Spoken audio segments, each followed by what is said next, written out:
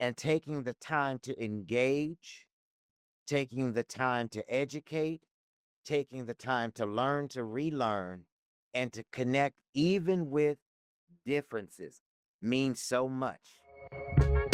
Welcome to The Bridge, Your Health, Your Voice, the official podcast to the University of Maryland, Baltimore School of Pharmacy Patients Program.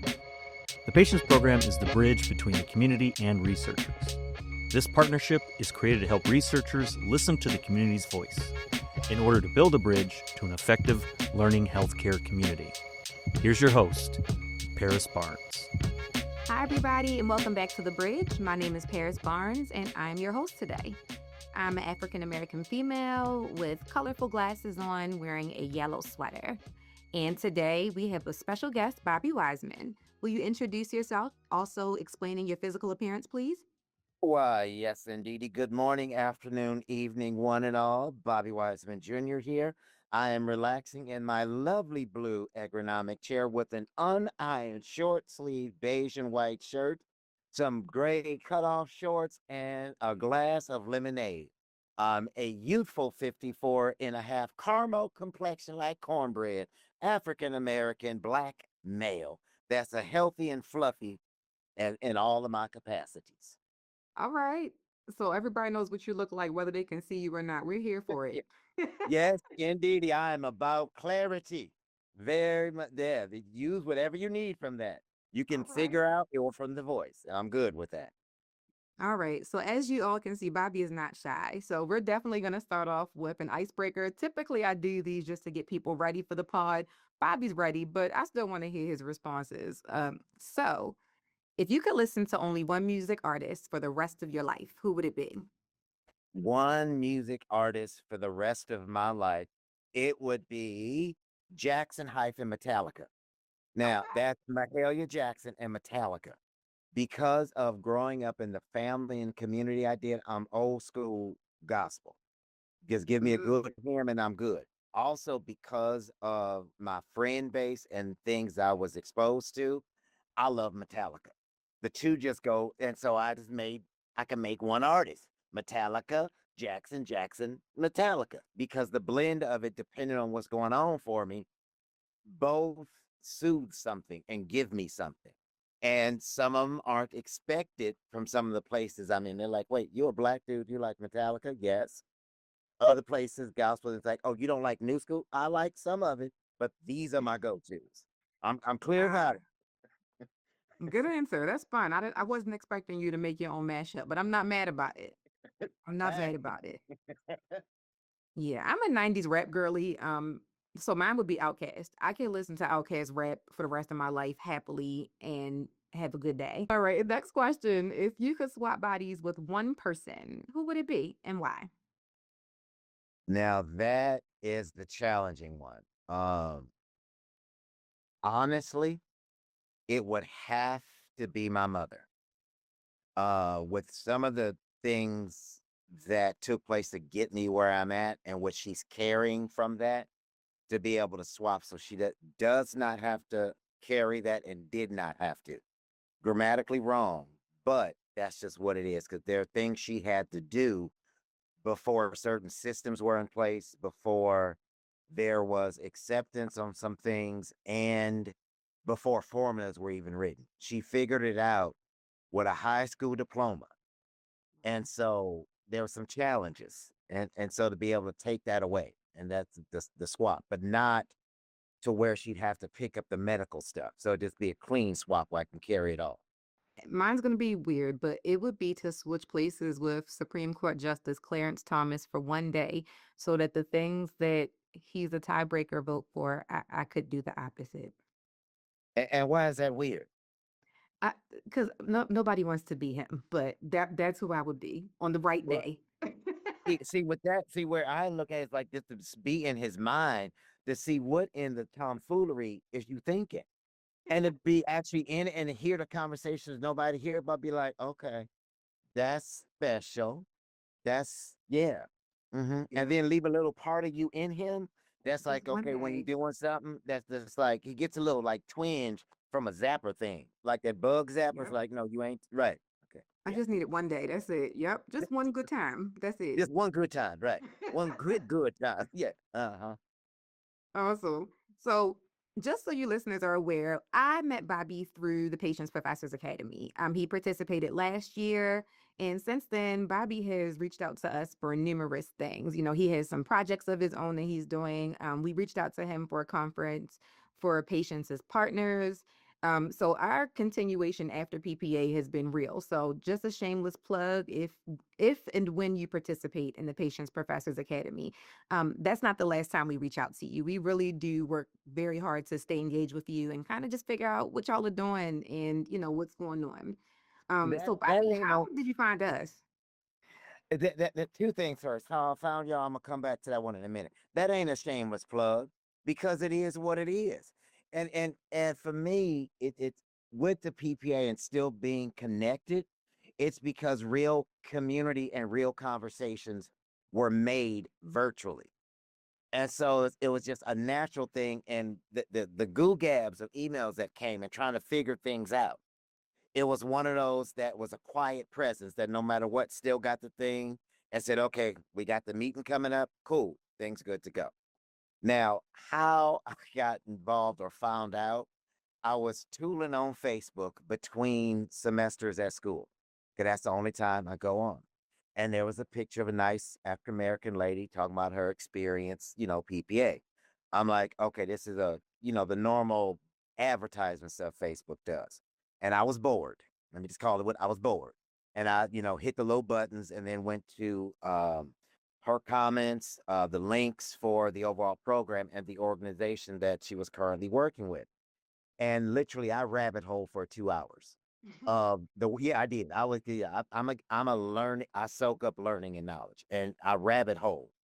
And so looked at the stuff and then I emailed her about the whole program and didn't get a response the first time. The second time, she's like, here's the link, here's this, here's this, here's this. And that step somebody took who did not know me from Adam, from Eve, Steve, Bill, and everybody underneath the sun. Said, here's this. And doing that let me know a whole lot for someone to take that time and not a canned response.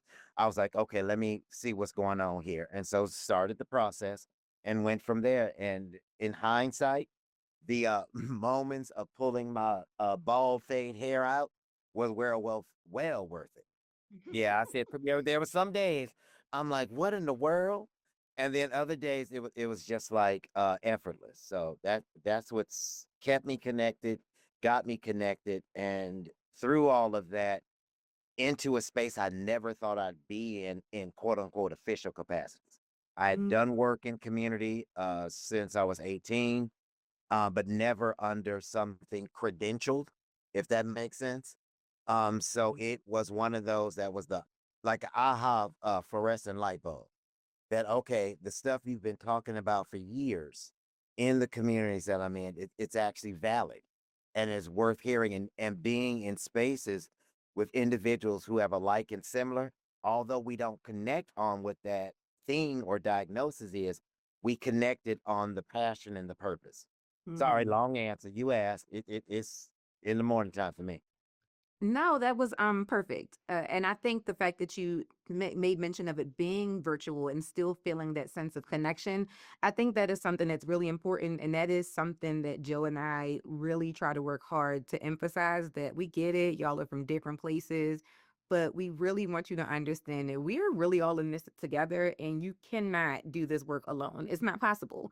So the Yeah. only way we can get through this is really just to kind of be with each other, lift each other's crowns, and kind of keep it pushing. So thank you for saying that. That is something that we are very intentional about when creating the curriculum and the entire program. Right. And I don't know if you know this, but there's also a third. Yes, it's hybrid, but there's also a third connection way.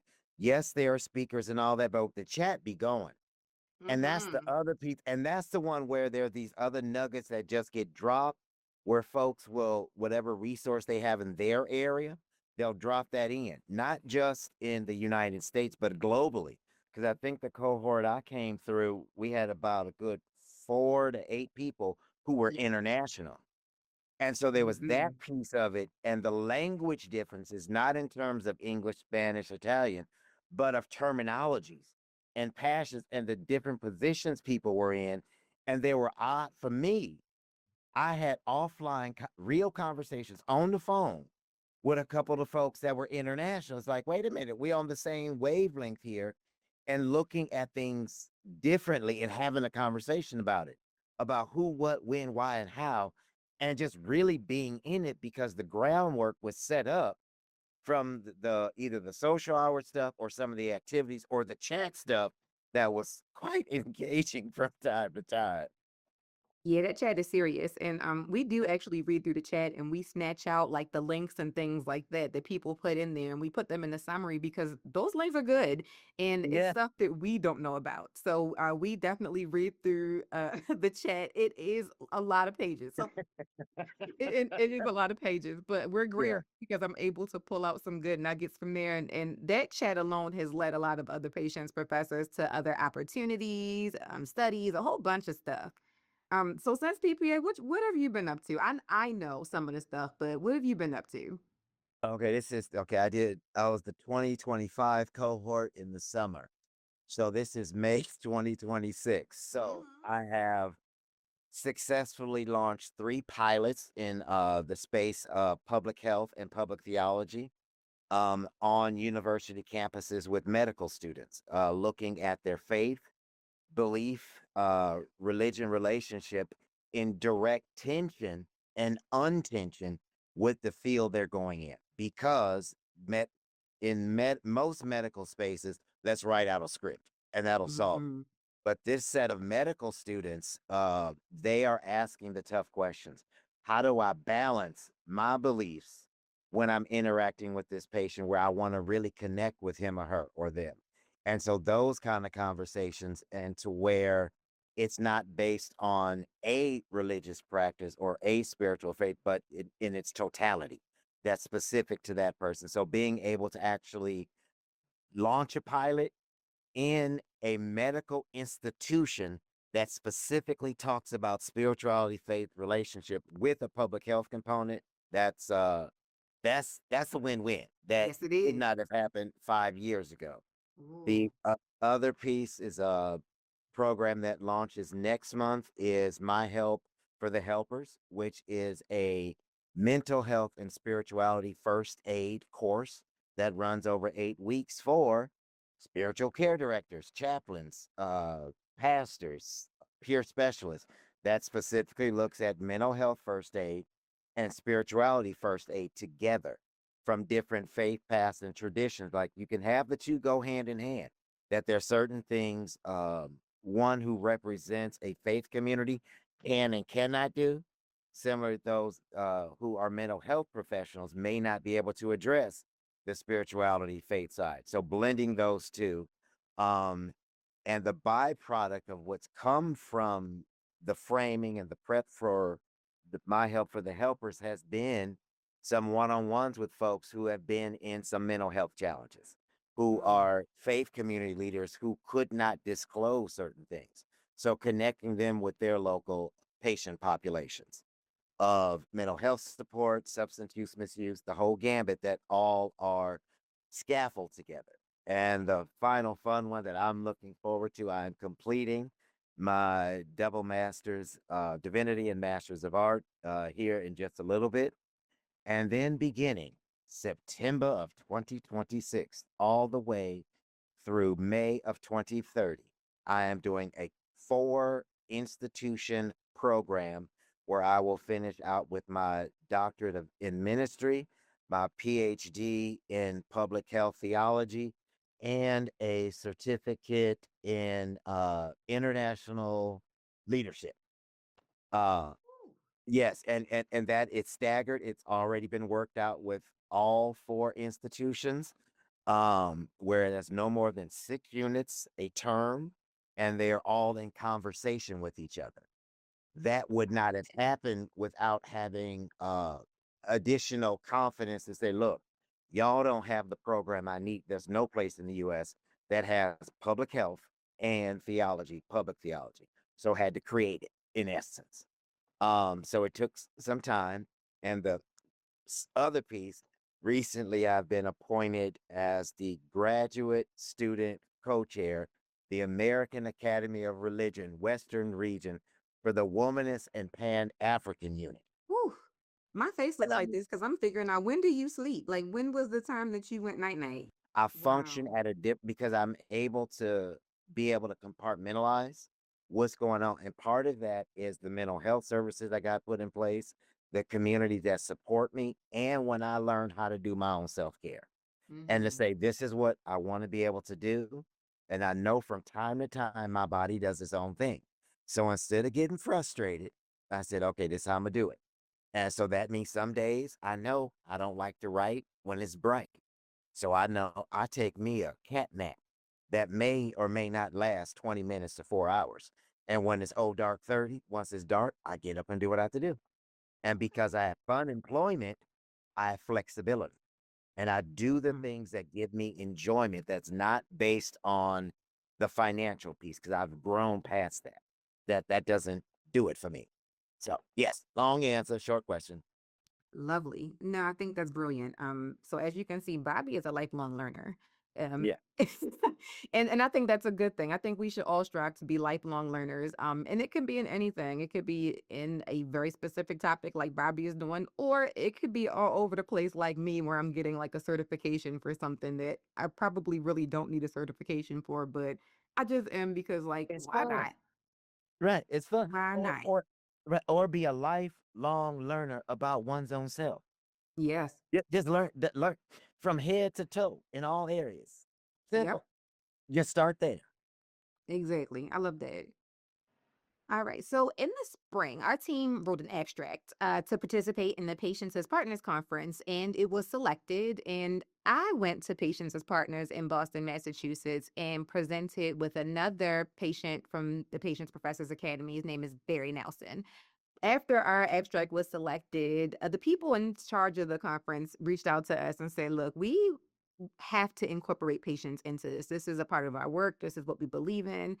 Do you have access to patients in a specific demographic? Or honestly, we have a hard time getting males to come and talk to us." That was kind of the way the conversation happened. So we solicited some individuals from PPA that we knew would be wonderful for this program, and Bobby was one of them. So can you give us like more information on your role within Patients as Partners? Because we thought we were sending you over to do one thing, but then when the conference came, you had a whole new title and a whole bunch of other responsibilities that we were very happy to see. Yes. Ooh. I can phrase it this way. As it relates to the abstract, got an email, review this thing. I looked at it, and my first response was, "They got to be kidding." And the reason, I'm telling that, I'm like, okay, I don't want to be critical. I want to be constructive. Then at the same time, I was like, this is interesting. This is the exact thing the whole program talks about of inclusion of different perspectives. Then the other side of me was like, okay, Bobby. Now you know when you have to go and grade papers or do a peer review, you know you could be a little stern. My mama's nickname is the Sarge in the family. Okay, and okay. Mama had 9 siblings, so my level of expectation for my own self is a little special. Okay, let me just put it that way. Then it was like, okay, Bobby, just go ahead and do it. Just do it. And I went through the abstract and I had to look at it from two perspectives. One, where I was coming in from at the beginning, and look at it from conversations I had with folks and say, wait a minute, this ain't bad at all. Yes, I said ain't. Yes, with all my degrees and all that stuff. I'm real about it. Okay. And it forced me to realize one important thing. Remember context. Remember lenses and kaleidoscope. Because I had to go into the fact and go, this could not be easy for the institution to do that reach out because that's very vulnerable. When I remembered that, then I said, okay, let me give a response based on what I know both academically, professionally, and community wide. And that's what I did to say there's some things that are remain excellent with this.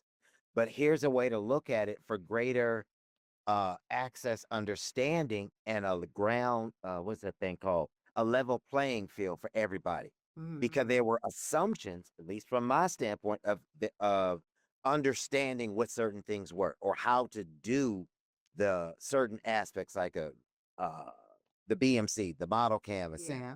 other parts. It's like, but wait a minute, I know I work in healthcare already, worked with nonprofit organizations, so to me, I went down the rabbit hole to actually do it and translate it into language that made sense to me. There were folks I was in conversation with last year. We did the same thing. Then there was a light bulb when doing the abstract review and critique. They said, wait a minute, there's something that was missing. I know I reached out and said, girl, look, I'm tired, I'm frustrated. This thing is not working for me.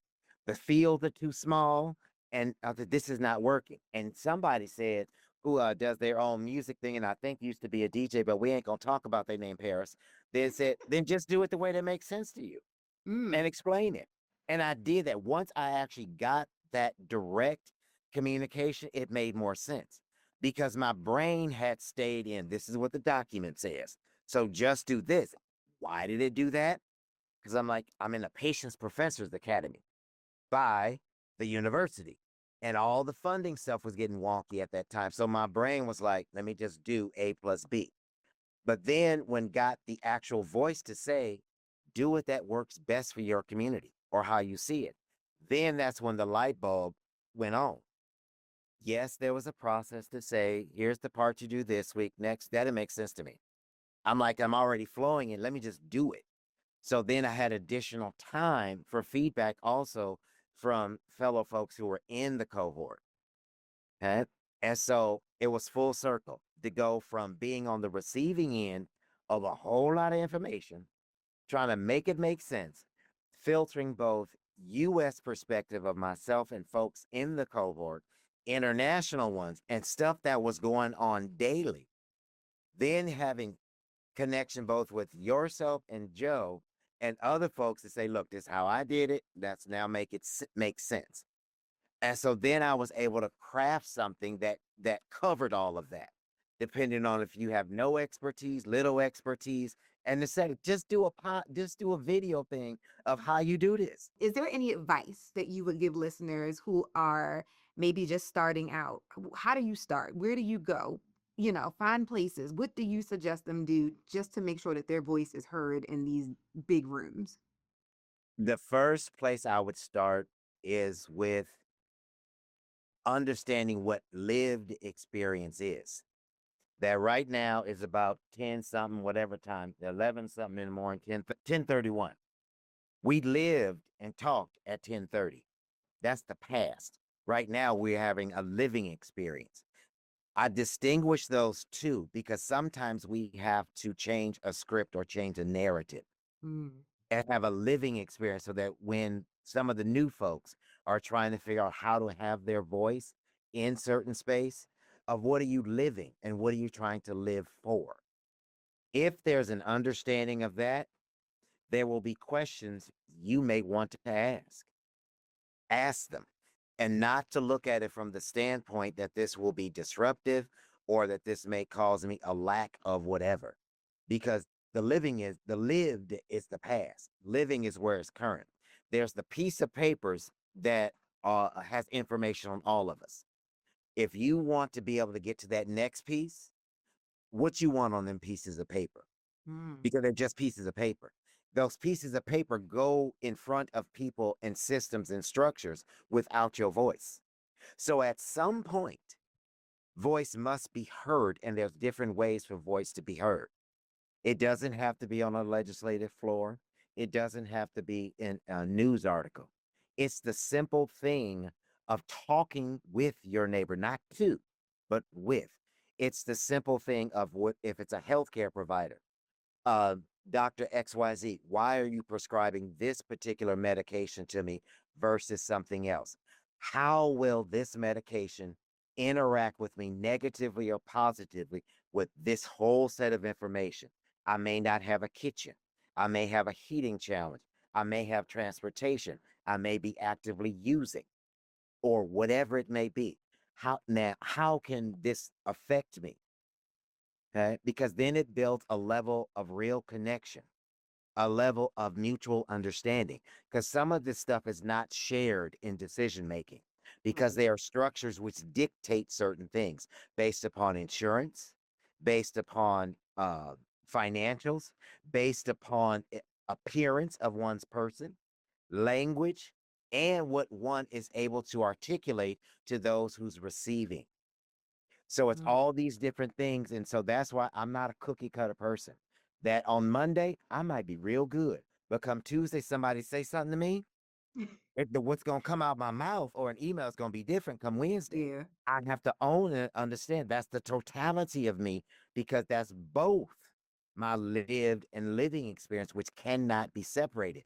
If I remain in my lived, I cannot get into the spaces I need to, not for the people, but for myself, so that when in those new spaces, I can keep being a voice. Those are the things. And it's that step by step. And when it's scary or unfamiliar or uncharted, ask a question. It's just that simple. Ask a question and not to take the okey doke and to take both yes and no as final answers. Mm-hmm. And why I say yes and no as final answers, plural, because there will always be more. Things will change. What I accepted as yes when I was 30 versus now as 54 would be a no on some things. Some things at 54 is hockey sticks. No.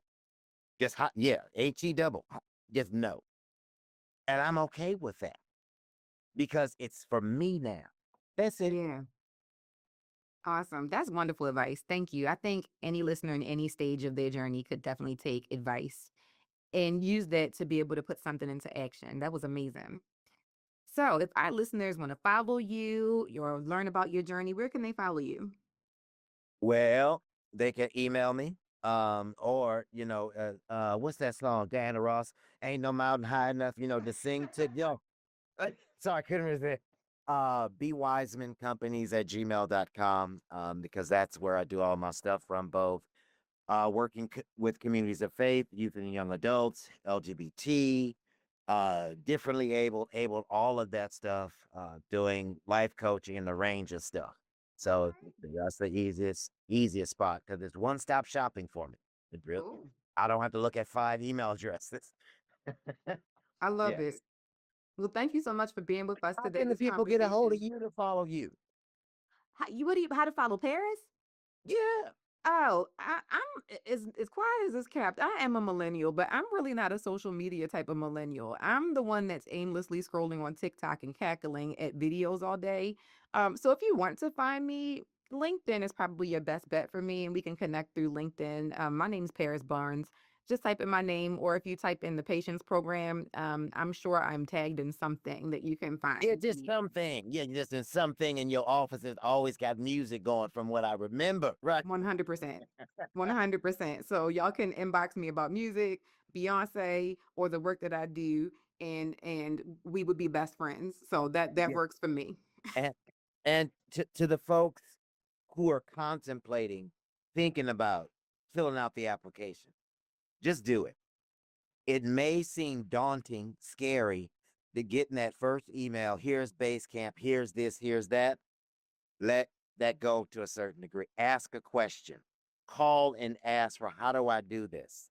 How? Because if you have the inkling, then that means there's something in you that is wanting to be turned a bit higher to make some change. And the change will be different. It may not be immediate. It might be in with your family unit as they see you working on things. And if you working on it at home, hmm, get the younger people involved or whoever is your younger, however you define Mhm. that, and have those conversations of what this stuff really means. Huh. Because things repeat themselves in a unique way. And taking the time to engage, taking the time to educate, taking the time to learn, to relearn, and to connect even with differences mean so much. And to lean on the folks who's in your area for a thing you may not understand, they can help you and assist you, which is all which is the basis of all of this. Squirrel on that hit and yeah. So y'all heard Bobby. Y'all got to stick with us on this journey, and we're gonna stick with y'all. Yes. Got to Yes, stick indeed. with us. Well, thanks so much for being here today. I'm grateful. We are working on two different time zones. So the fact that you gave us some of your time today is wonderful and we appreciate you. This will not be the last time you hear from obviously me, but definitely not Bobby. So we will have him back later on. And we appreciate y'all. Thank you for being with the Bridge. Yes, y'all. See y'all later. Thank you for listening to the Bridge Podcast. To learn more about the Patience Program, visit our website at www.patience.umaryland.edu. Yeah. So y'all heard Bobby. Y'all got to stick with us on this journey, and we're gonna stick with y'all. Yes. Got to Yes, stick indeed. with us. Well, thanks so much for being here today. I'm grateful. We are working on two different time zones. So the fact that you gave us some of your time today is wonderful and we appreciate you. This will not be the last time you hear from obviously me, but definitely not Bobby. So we will have him back later on. And we appreciate y'all. Thank you for being with the Bridge. Yes, y'all. See y'all later. Thank you for listening to the Bridge Podcast. To learn more about the Patience Program, visit our website at www.patience.umaryland.edu.